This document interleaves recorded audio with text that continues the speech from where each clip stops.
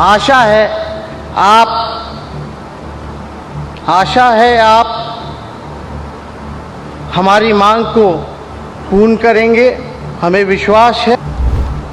इसी प्रांगण में हम जननायक कर्पूरी ठाकुर जी के आम कदम प्रतिमा के बगल में बैठे हैं। हमारी मांग है कि जननायक कर्पूरी ठाकुर जी को भारत रत्न देकर इस शताब्दी वर्ष समारोह एवं देश के प्रधानमंत्री जी के बिहार विधानसभा प्रांगण नायक कर्पूरी ठाकुर जी को एक अवश्य ही भारत रत्न मिलना चाहिए। लोकतंत्र की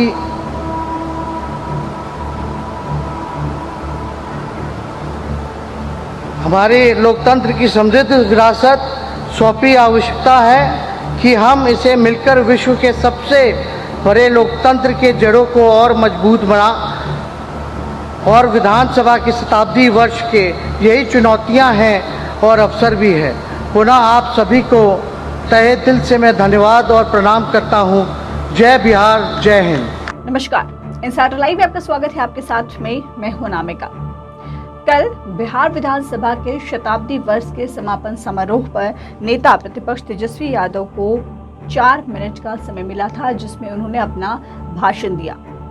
आप सबने अब तक उनके भाषण को जरूर सुना होगा कि तेजस्वी यादव ने 4 मिनट में क्या कुछ कहा, लेकिन फिर भी आपको एक बार फिर से बता दूं कि तेजस्वी यादव ने इस 4 मिनट के भाषण में क्या कुछ कहा।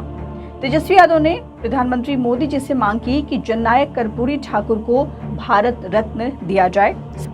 साथ ही अपने भाषण में तेजस्वी यादव ने बिहार में स्कूल ऑफ डेमोक्रेसी खोलने की भी मांग की और कहा कि बिहार लोकतंत्र की जननी है, इसलिए इसका संदेश पूरे देश में जाना चाहिए। उन्होंने कहा, स्कूल ऑफ डेमोक्रेसी जैसी संस्था से लोकतंत्र के विभिन्न पहलुओं पर अध्ययन, शोध का अवसर और शिक्षण मिल सकेगा। तेजस्वी यादव ने प्रधानमंत्री नरेंद्र मोदी की तारीफ करते हुए ये भी कहा कि पीएम ने कई योग्य व्यक्तियों को पद्म पुरस्कार और भारत रत्न दिया है, लेकिन उनके इस पूरे भाषण में जो सबसे इम्पॉर्टेंट चीज़ रही वो ये रही कि वहाँ सुनने वाले लोग जो थे वो सुन करके हक्के बक्के रह गए। 4 मिनट के समय में तेजस्वी यादव 6 बार लड़खड़ाए, यानी कि अपने भाषण में तेजस्वी यादव 6 बार अटक गए। भाई इतनी बड़ी बात हो गई, आखिर क्या वजह थी कि तेजस्वी यादव प्रधानमंत्री नरेंद्र मोदी के सामने इतने ज्यादा नर्वस हो गए? क्यों आखिर नर्वस हुए? जबकि वो लिखित भाषण पढ़ रहे थे, वो लिखा हुआ भाषण पढ़ रहे थे, उसके बावजूद वो इतनी बार अटक रहे थे। अब इतनी बड़ी बात हुई है तो बिहार की तमाम पार्टियां जो हैं वो कैसे चुप रहने वाली हैं? सत्ता पक्ष निश्चित रूप से इस पर तंज कसने वाला है। जी हाँ, सत्ता पक्ष की तरफ से, जेडीयू की तरफ से तेजस्वी यादव के इस भाषण को लेकर के क्या कुछ तंज कसा गया है, आपको वो भी बता दें।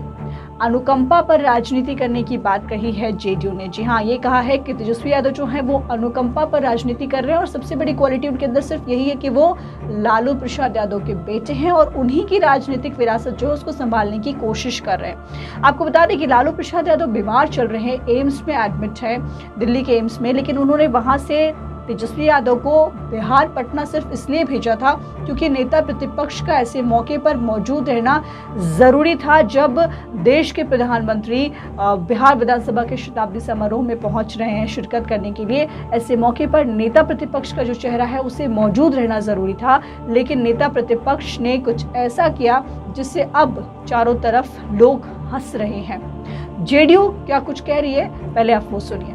नेता प्रतिपक्ष तेजस्वी यादव जी का हम सम्मान करते हैं, लेकिन यह बात भी सच है कि उनकी राजनीति अनुकंपा के आधार पर है। उनके अंदर सबसे बड़ी क्वालिटी यही है कि वो लालू प्रसाद यादव जी के पुत्र हैं और उन्हीं की राजनीतिक विरासत को संभालने की कोशिश कर रहे हैं। जब अनुकंपा के आधार पर राजनीति होती है तो कॉन्फिडेंस की कमी तो दिखेगी, और यही देखने को भी मिला।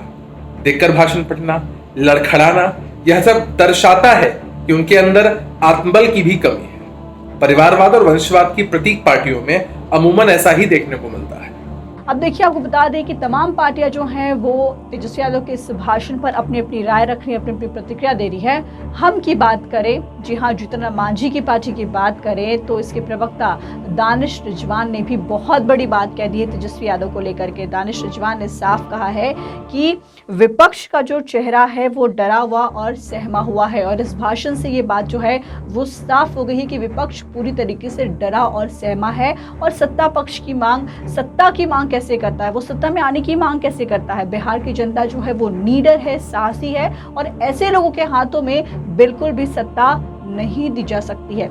यहां तक कह दिया उन्होंने कि आरजेडी के नेताओं को इसके लिए माफी मांगनी चाहिए। सुनिए क्या कुछ कह रहे हैं। देखिए, कल नेता प्रतिपक्ष का जो भाषण आया उससे एक चीज स्पष्ट हो चुकी है कि बिहार का विपक्ष पूरी तरीके से हताश, डरा हुआ, सहमा हुआ है। ऐसे परिस्थिति में ये लोग अगर चाहते हैं कि हम सत्ता चाहिए, तो हमें लगता है कि बिहार की मजबूत और बुलंद जनता को ऐसे डरे हुए व्यक्तित्व की कोई जरूरत नहीं है। हताशा से भरा भाषण देकर के नेता प्रतिपक्ष ने पूरे बिहार की चकसाई करी है। इसके लिए राष्ट्रीय जनता दल के नेताओं को हमें लगता है कि माफी मांगनी चाहिए।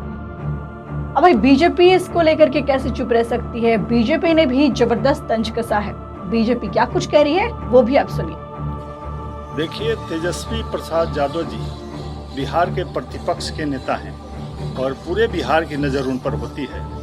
कल जब वो प्रधानमंत्री जी के मंच से संबोधन कर रहे थे तो 4 मिनट के भाषण में 5 बार अटकने का काम किए, रुकने का काम किए, जो बिहार वासियों और देशवासियों को अटपटा लग रहा था, क्योंकि प्रधानमंत्री के मंच पर पूरे देश और विदेश की नज़र होती है। इसलिए तेजस्वी प्रसाद यादव जी से आग्रह होगा कि जब भी किसी बड़े मंच पर जाएं तो अपने सलाहकारों के लिखे हुए शब्दों को पहले ही अच्छी तरह से पढ़ लें, ताकि उनको पढ़ने की ज़रूरत न पड़े, स्क्रिप्ट देखने की ज़रूरत नहीं पड़े।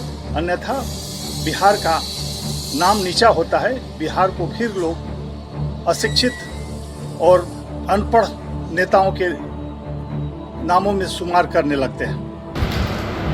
राजनीतिक व्यक्तियों में जो सोच बनता है, जैसे लालू जी में, वो जब चरवाहा विद्यालय का सोच अपने दिमाग में लाए तो बाहर तो चरवाहा विद्यालय की बात किए ही, घर में भी वो चरवाहा विद्यालय को ही फलने फूलने दिए और बच्चों की पढ़ाई लिखाई सही से नहीं हो सकी।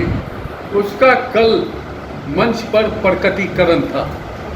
कल तेजस्वी यादव जी जो 4 मिनट के भाषण में 6 बार अटके और शब्दों को अपने पेट में गट के, ये उसी का कारण दिखता है।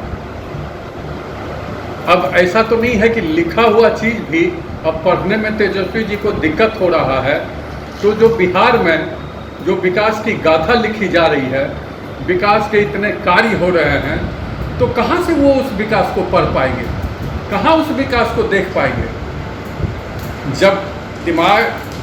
जब शिक्षित लोग होते हैं तो दिमाग में बातें रहती है, वही आंखें देखती है।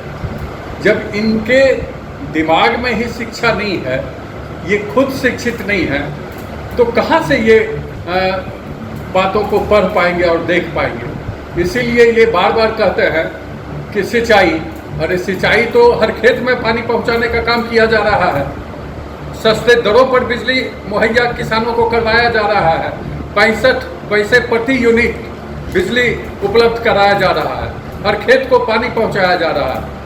तो इनको दिखाई पड़ता नहीं है अशिक्षित आदमी को कि सिंचाई का इतना अच्छा प्रबंध किया जा रहा है। फिर ये दवाई की बात करते हैं तो दवाई भी तेजस्वी जी 810 जो दवाइयाँ हैं उसके कीमतों को कम कर दिया गया।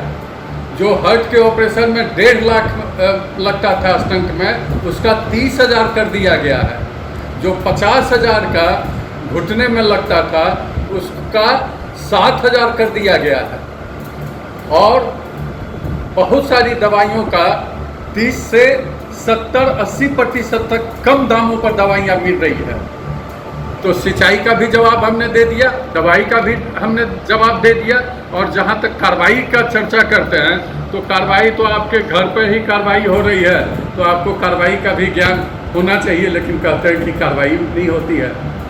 इसलिए शिक्षा अभी भी, मैं आपसे निवेदन करूंगा कि अभी भी पढ़ने लिखने का कोई उम्र थोड़े होता है, अभी भी पढ़िए। विद्वान बनिए, फिर सारी चीज दिखाई पड़ेगी। तो देखिए, प्रधानमंत्री नरेंद्र मोदी कल बिहार पटना आए थे और इस मौके पर बहुत बड़ी बात थी। जिन लोगों ने भी भाषण दिया वो बहुत बड़ी बात थी। बिहार के मुख्यमंत्री नीतीश कुमार ने अपना भाषण दिया और उसके बाद नेता प्रतिपक्ष तेजस्वी यादव को भाषण देने का मौका मिला, लेकिन कहीं ना कहीं जग हंसाई हो गई तेजस्वी यादव के इस भाषण के बाद में। अब देखने वाली बात ये होगी कि आरजेडी इसको लेकर के क्या कुछ कहती है। फिलहाल इस खबर में इतना ही। अनामिका को दीजिए इजाजत। नमस्कार।